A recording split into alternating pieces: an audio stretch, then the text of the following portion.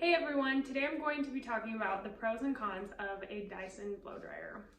I love this blow dryer first off, and I didn't think I would love it as much as I did, and now I'm never going to be able to go back. So let me tell you why I love it. First off, it is way lighter than any blow dryer I've ever used before. It's great. It comes with all the attachments, one for curly hair and 2 air concentrators. As you can see, there's a hole that goes directly down the middle. Also, one of the things I like about this is, as you can see, your hair does not get caught in this blow dryer. Has that ever happened to you? Because it's happened to me once where I was blow drying a client's hair and the hair got sucked into the back of the filter on the blow dryer. Luckily, only for a second, but definite pro about the Dyson blow dryer. I want to share how each of the filter systems work on both of them. This one's really cool because it is down at the bottom. So let me show you here.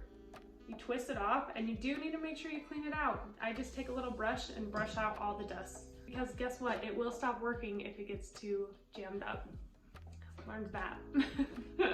I filmed a video of me blow drying my hair. So that way you could see the difference in noise.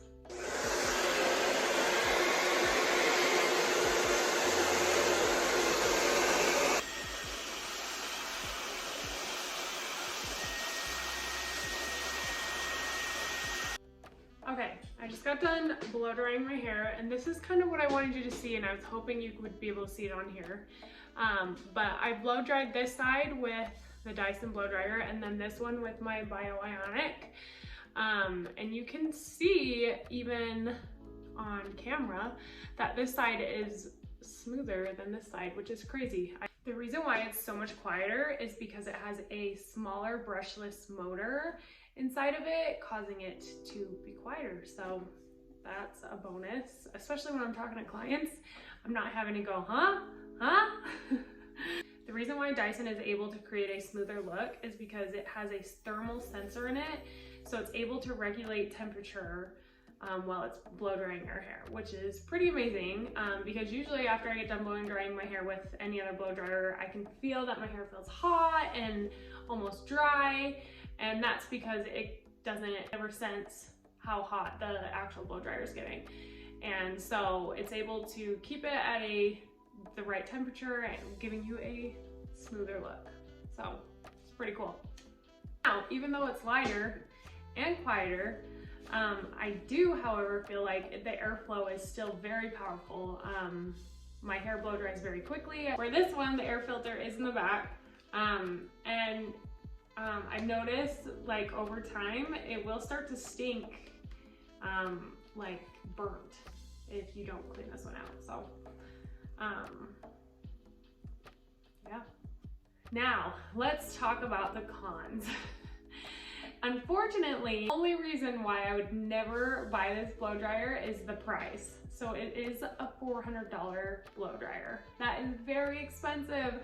I even had a hard time buying it at first, but because I am a hairdresser, it is my profession. So I did feel like I had some excuse on why I should be buying it, but it is very expensive. If you have finer, shorter hair, maybe this isn't the blow dryer for you because it really doesn't matter. Your hair blow dries quickly, your hair air dries quickly.